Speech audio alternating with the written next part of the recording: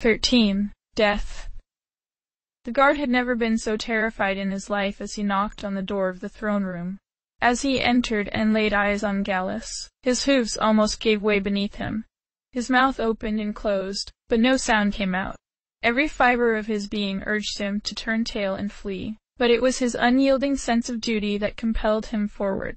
As he approached the griffin, he bowed lower than he had ever bowed in his life. Sir, the PP princess has.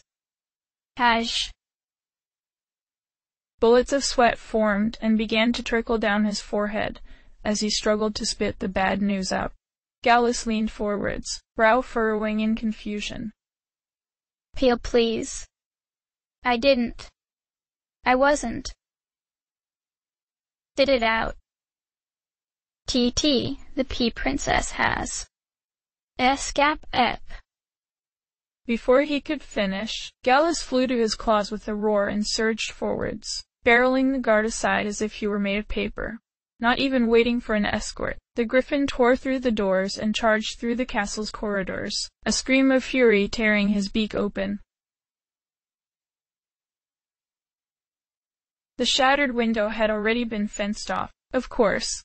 Allegiant Pegasi had been dispatched moments after the bungled escape, and were hot on the tail of the fugitive princess and heir abettors.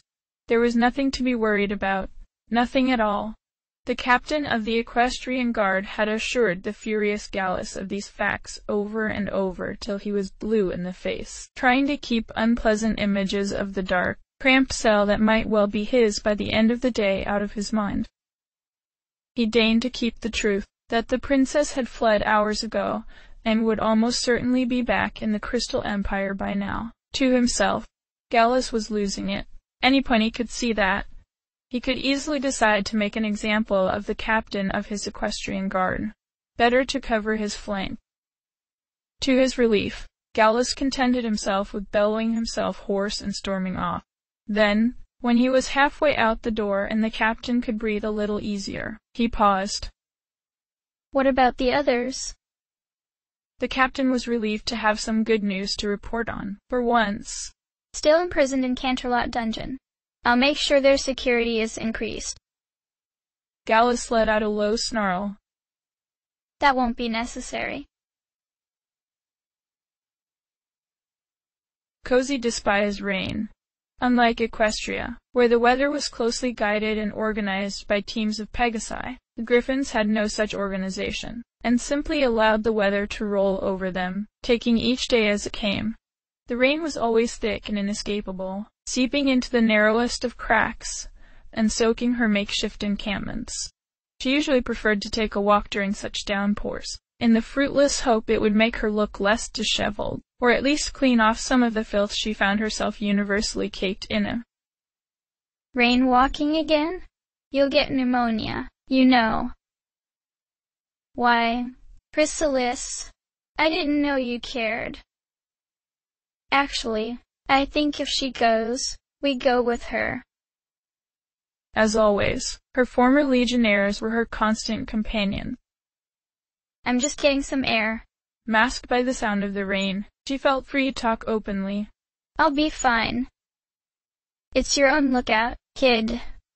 Tyrek sounded glum. But if this is all I have to look forward to, I wouldn't say no to an early exit. Speak for yourself, demon. As soon as I am returned to my glorious full form, I will return to my hive and conquer Equestria once and for all. Your full form is most likely mixed into cement by now. Mine too. Tyrek chided her. What body? What hive? Your changelings haven't known you for 25 years. Nothing remains for us, here or there. All we have is this half-life. I refuse to. I am the changeling queen. I have lived millennia and seen countless foes fall before my hooves. How dare you suggest I am culpable to the fate of a lesser mortal? I'm going to. Shut up, Cozy roared, surging forwards and slamming her head against a nearby stall repeatedly, ignoring the pain as stars blossomed and burst before her eyes, only wanting the voices to be silenced. for the noise to end, for all to be peaceful once again. Reeling backwards, she shook her head violently, trying to focus. To her relief, the voices had vanished once more. That didn't always work, but it was worth a few moments' peace and quiet when it did. Steadying herself, she blinked slowly and tried to focus through the pain on her surroundings. The streets were deserted. No creature had seen her. That outburst might have placated the two of them for a while, but they'd be back. She had no doubt of it. It wasn't enough that she be endlessly haunted by fragmented remnants of her past. They had to be insufferable, too. Bickering with each other, whining, complaining, sniping. It never ended. Even when she slept, they filled her dreams. She'd had enough. She just wanted it all to end. In an instant, her legs would carry her no further. She had just enough strength to limp towards the nearest wall before she collapsed under her own weight. The rain pounded down onto her, flooding her eyes and blurring her vision. She felt unbearably tired. It would be better to sleep now, during this small sweet moment of peace. Calc muck. Calc dedum. Cozy struggled feebly as she was raised into the air by a rough pair of talons and shaken aggressively. Her eyes fluttered open and landed on the faceless helm of a city guard. Distay. Philly, you understand? To punctuate his point, the guard shook her once again. No sleep here. You go. He dropped Cozy, who landed in a static lump at his claws. When she remained motionless, the guard snarled and hefted a kick at her. Orisbrew. You go or I kill you. Just do it, Cozy thought. Just do it or leave me be. In the end, the guard merely scowled with disgust and spat at her before striding off. Cozy laid there for maybe 5 more minutes before slowly rising to her hooves. Blinking slowly, she caught a flash of her reflection in a nearby puddle. She looked awful, but that wasn't what caught her attention. It took her a few moments to realize what was wrong. The amulet still hung around her neck, but the glass pendant had shattered into 1,000 pieces. The enchantment had finally failed for good, and the filly staring back at her was no longer her alter ego, but a face she had almost forgotten. Her curls were gone, replaced by a limp crop of thinning, mud-stained turquoise hair, and her patchy pink mane couldn't be more matted if it tried, to say nothing of the patchwork of cuts and bruises woven into her mane. No wonder the guard hadn't recognized her. It was only a matter of time before someone clocked her now. She just had to keep walking, and it would all be over soon. In the end, it wasn't an overly inquisitive bystander that stopped her in her track, nor was it her own sense of hopelessness and fatigue. It was a small rock, jutting out of the ground at just such an awkward angle to send her sprawling onto the ground. She made one final attempt to push herself to her hooves, before collapsing back onto her stomach and rolling onto her side. Her breath grew thinner and thinner as she felt the last ounces of strength she possessed drain from her. The icy ground and freezing rain burned her skin like flames, yet this time her brain did not even react to the pain, did not scream at her to rise to her hooves and tread on once more. Though she felt acutely aware of the miserable stinging, it did not motivate her to save herself further torment, merely weighed her down. As her eyelids fluttered and threatened unconsciousness, the two faces she last wanted to see faded into view. This time, there were no wisecracks, no chest beating. They looked sad. Tyrek knelt over her, a grim look adorning his features. I think this is goodbye, little filly. I don't. Cozy's breath was raspy, and each word was forced out with considerable effort. Am I going? Going too. Chrysalis looked away, as if unwilling to face her. Tyrek nodded. Yes. Unexpectedly, he let out a small chuckle. Don't worry. It's not as bad as it sounds. Peaceful, even. At least, that's what I have been led to believe. I have never truly died. Me neither. Chrysalis couldn't keep the upset out of her voice. It's been so long since I contemplated my own death. I did not imagine such a thing possible. Now it's here. I'm afraid. Do not be. Tarek rose to his full height once more, closing his eyes as if in contemplation. Death does not stay its hoof, without exception. The world hereafter brings me more concern. We did not live the best of lives, did we? Worried for your eternal soul, demon? Chrysalis broke from her stupor to jeer. I have done nothing but provide for my hive. My conscience is clear. I confess I have much to atone for, and not enough time to do it. Tarek ignored the jibe. Perhaps my brother will enjoy the fruits of his conviction after all. But such universal order is perhaps too much to hope for. Eternal oblivion would be more fitting, I feel, for all of us. A silence fell amongst the legionnaires at Tarek's word, punctuated by shouting somewhere in the distance. Perhaps that guard had returned to harass her one final time, to make sure she would know no peace, even in death. Cozy's vision was slowly blacking out, her legs growing numb as the cold bit into them. All it would take was for her to close her eyes one last time, allow that cold hoof of death to close itself around her throat. As her eyes closed for the final time, she felt those hooves wrap themselves around her form and lift her into the sky. The door to the dungeon opened slowly with a finality that alerted Cadence to her fate, before she'd even had time to open her eyes. 2 equestrian guards entered, followed shortly behind by a tall, slender unicorn with handsome features and a perfectly styled mane gazed down at her with disinterest. Princess my amor Cadenza, by the power invested in me by the Equestrian Grand Council state of emergency, I summarily sentence you to death for the crime of conspiracy against the equestrian nation. Your husband will share the same fate. Gallus too much of a coward to face me? Cadence sneered. The unicorn ignored her. Your execution is scheduled for tomorrow. You will be taken from here to a lawful place of execution, and hung by the neck until dead. May Providence have mercy upon your soul. Cadence said nothing, merely stared downwards at her hooves. The unicorn turned to leave. Wait. A sudden thought struck her. My daughter. What's going to happen to my daughter? Princess Flurry Heart has escaped captivity and is currently a fugitive from justice. When she is recaptured, she too will face the consequences of her actions. Cadence's heart leaped in her chest even as the cell door slammed in front of her, and it took some self-control not to let out a cheer. Her daughter, her precious daughter, was free. She could die with a smile on her lips after all. Cozy's eyes shot open. Total blackness consumed her. Terror ripped through her as she felt her heart begin to race. Had Tarek been right?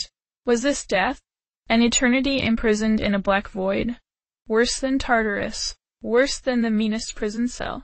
She began to thrash around randomly, unwilling to believe or accept that she should have struggled so much and come so far just to be imprisoned like a... Yet as her hooves swung around, they connected and struck solid matter, sending shocks of pain through her as she became suddenly aware that she was lying on something soft. A bed? It had been so long since she'd used one, she'd forgotten how luxurious even a simple straw mattress was compared to the hard ground. Scrambling upright, she blinked rapidly as her vision adjusted to the pitch blackness of the area around her. Slowly, objects and shapes floated into view. A bed, a side table, a small cupboard. All the trappings of the mundane world slowly flooded her vision with wondrous clarity. Against every odd, she was alive. But how? Where was she? Had she been abducted? A cold chill ran through her at the thought. She was in no shape to fight back against even the weakest adversary. Focusing her sights on a thin square of light that could only be a doorway, she tiptoed up to it as slowly as she could and cracked it open as slowly as she dared. Nothing. An empty hallway. Emboldened, she poked her head out through the door, then slipped through, closing the door behind her as quietly as she could. It was in the bright light of the hallway that she first caught a glimpse of her hooves, causing her to jump backwards and crash into the door to the room adjacent to her own. Her usual pink fur had been replaced with a dark blue coat, and from her neck hung another amulet, a golden medallion with a thick gold chain. She'd only known one unicorn capable of that kind of magic. A wonderful, beautiful thought flowered in her chest. Could it be? As if to answer her question, the door she'd just knocked into swung open, revealing a rose-coated unicorn with short but unmistakable fire-yellow hair. Her amber eyes, though sunken into their tired socket, glittered with new life as she stared down at Cozy. Luster! Abandoning all pretense, Cozy threw herself at the unicorn and crushed her nearest leg in a bear hug that nearly sent the pair of them crashing to the ground. Luster didn't say anything, merely leaned inwards and wrapped her free leg around Cozy. When they finally broke apart, both of their eyes were glistening with tears. A million questions flew through Cozy's mind, and it seemed impossible to pick even one. In the end, Cozy opted to just gawp at her lost mentor. Luster broke into a wide grin at the filly's reaction. Been a long time, Cozy. How? Etmintorn, how did you? Well, it wasn't easy, but it was worth it. Her eyes flickered downwards to the filly's emaciated form. Come on, let's get some breakfast. 10 minutes later, Luster sat opposite Cozy, wearing an amused expression as she continued to shovel a fourth bowl of oatmeal down her throat, pausing only to take the occasional deep breath or gulp down some more orange juice. Occasionally, she had to blink rapidly or punch herself softly in the thigh, unable to believe the evidence her own eyes provided, fearing she might wake up any moment from a blissful dream, only to return to the harsh reality she'd just escaped. Eventually, her spoon came back down with a final clatter. The pair of them stared at each other wordlessly for a few seconds before Luster burst into a fit of giggles. You look like you needed that. Cozy nodded slowly. Luster. Is Twilight. Really? I mean, did you really kill her? Luster's expression soured immediately. Yes, I didn't mean to. It was a mistake. It was self-defense. But yes, I killed her. But how could you? It was after you'd been taken away. I confronted Twilight about your disappearance, and when she refused to tell me where you'd been taken, things just She sighed. Things got out of control. I'd give anything to change what happened, but I can't. Cozy had hoped for a more satisfying answer, but she trusted Luster. Luster, who had always shown her infinitely more care and empathy than Twilight. Cozy was certain she would never lie to her. What about you, Cozy? How did you escape from Discord? Cozy quickly launched into a brief account of her time since leaving Canterlot, how she had slipped through Discord's clutches and found herself living on the streets of Griffinstone, omitting the gorier details. The last thing she wanted to do was upset Luster. And yet, through it all she concealed her biggest secret. She had to, of course. Telling Luster about Tyrek and Chrysalis would only worry her. Besides, she hadn't seen either of them since she'd passed out hours ago. Maybe they'd go away on their own. Luster listened to her story with a kindly expression on her face, punctuated occasionally by brief flickers of shock or sadness. At the end, she placed her hoof on Cozy's head and ruffled her mane. It's all behind us now, Cozy. I promise. You don't ever have to be alone again. The words alone sent a wonderful, warm sensation shooting down her spine. What now? I mean, we can't exactly go back to Canterlot. I agree. I was thinking about applying for work with the Imperial Court. Obviously, I'd understand if you wanted to leave this city and never look back, but unicorns, especially magically gifted ones, can make a good bit of money working for the Emperor. Right about now, it's the only choice I have left. The idea of spending the rest of her life in Griffinstone filled Cozy with disgust. What about what I want? Well, when you're old enough to decide for yourself, you can go wherever you want. But you're just a filly, Cozy. I'm sorry, but I can't just let you wander off on your own. Besides, what else could I do? Cozy considered the question. What about the Crystal Empire? We're supposed to be incognito, Cozy. I can't spend the rest of my life in disguise, and neither can you. It would only be a matter of time before someone realized who we really were. And what then? We'd never know a peaceful moment again. She laid her hoof atop Cozy's in what she hoped was a reassuring move. Ponies won't just forget my name. Here, we have the best shot at a new life. Cozy still didn't look happy. Lester sighed and withdrew her hoof. What do you want, Cozy? I want to go home. In that moment, she was once more that tired, scared little filly Lester had once known. I know. I do too. But we can't. Why? What have I done wrong? I did everything you and Twilight told me. I didn't get in trouble. I didn't even try to run away. Her voice rose slowly in volume until she was practically shouting, causing Lester to whip her head around in alarm. It's not fair. Cozy, calm down. Lester hissed under her breath. Look, if you go back to Equestria right now, you'll wish you hadn't. Do you know what they did to Tarek and Chrysalis? Cozy nodded, the furious expression on her face never waving. Then you understand how things work over there now. I don't know if you've been keeping up with the news, but things are set to turn very nasty between Equestria and the Crystal Empire, and I want you to be as far away from that as I can manage. I thought there was even a sliver of a chance that I'd get a fair hearing. We'd both be on the train back tonight, but right now I need you to be strong. Okay? Cozy nodded, bitter tears streaming down her cheeks. Lester paused, then ruffled her hair once more. Look on the bright side. No more nights on the street. When I'm on a court mage's salary, we should be able to afford whatever we like. Lester left Cozy in the enormous but assuredly gentle hooves of Yasha and Eula, before she set out for the Imperial Palace. Cozy looked taken aback and not a little bit intimidated by the presence of the two enormous yaks, but agreed to stay with them after Lester assured her they were gentle souls under the mass of fur and muscle. It took her no time at all to find the Imperial Palace, which towered over every other structure in the city and vied with the ugliest amongst them for sheer architectural monstrosity. Though it was not literally made of the skeletons of vanquished foes of the Griffins as the legends said, it would most likely have been an aesthetic improvement if it had been too.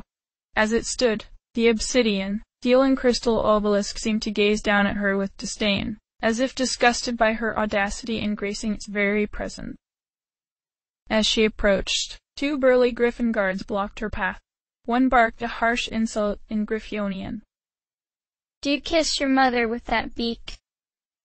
The guard who had flung the insult glared at her, taken aback at being understood by Pony. The other one let out a bellowing laugh. She's got your number, Graith. You'll have to keep an eye on this one. He turned back to face Lester, a friendlier expression on his face. Well, there's only one reason unicorn ponies have to visit the palace. Follow me. I'll take you to meet the Archmage. If you impress him, and the Ubazi of the guard likes you, you're in. The Ubazi turned out to be a grizzled old griffin with fewer feathers than teeth, which wasn't saying much. He pecked around her as if she was an academic curiosity, eyes occasionally boggling in what looked like shock. For the briefest of moments, Lester was worried she would be recognized, but if the Ubazi had figured anything out, he kept it to himself. The Archmage, a middle-aged unicorn with a shaved mane and cobalt coat, arrived less than 10 minutes later, and wasted no time in putting her through her paces. First, a series of transformations, each successively more difficult, which took more out of her than she had expected. Then a string of complex teleportations, curse breaks, and finally a pop quiz on theoretical knowledge. At the end, he gave a curt nod of the head. Not the best, but better than most. I'm willing to offer you a probational 3-month contract. If you manage to screw it up, we'll look into placing you permanently into whatever department fits you best. When Luster said nothing, he raised an eyebrow. Well, I accept, she flustered, taken aback at the speed of the offer. When do I start? Tomorrow, 9 in the morning, and don't be late. See the court Hasnadar about your salary. 6,000 coins a month is the usual starting salary, plus a 500 coin advance paid today. Is that acceptable? Luster's voice caught in her throat. Wow. Yeah, it's acceptable. Good. Yubazi, do you agree? The Yubazi nodded slowly. I agree. Then we're done here. What was your name, again? Luster was so nonplussed that she almost gave her real name. Golden Sun.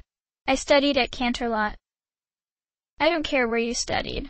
Academic snobbery doesn't count for much here in the real world, I'm afraid. There was a slight edge to the Archmage's voice. That will be all. I'll see you tomorrow morning. You can escort her to the Hasnadar now. Within 10 minutes, Luster found herself outside the palace once more, this time with a back-breaking bag of gold coins tied to her back. A wide grin split her face in two, as she felt the gold clink together with every step she took. Though the sun was setting as the day died, somehow the world seemed just a little brighter than it had this morning. Her husband had already fallen by the time Cadence was ushered into the execution hall. A thick, taut rope dangled through an ominous trapdoor. She forced her attention away from the grotesque scene, and thought of her daughter. In attendance was Gallus, a mare she didn't recognize, and the unicorn stallion who had read her sentence. As the noose was laced around her neck, she fought to keep her leg steady underneath her. Gallus jerked his head towards the stallion, who stepped forward. Do you have any final words? Cadence looked past the stallion and gazed straight at Gallus. Justice will prevail. The sound of a shudder gave way to weightlessness and the roaring of air in her ears as her entire world was entombed in shadow, then went black. End of chapter.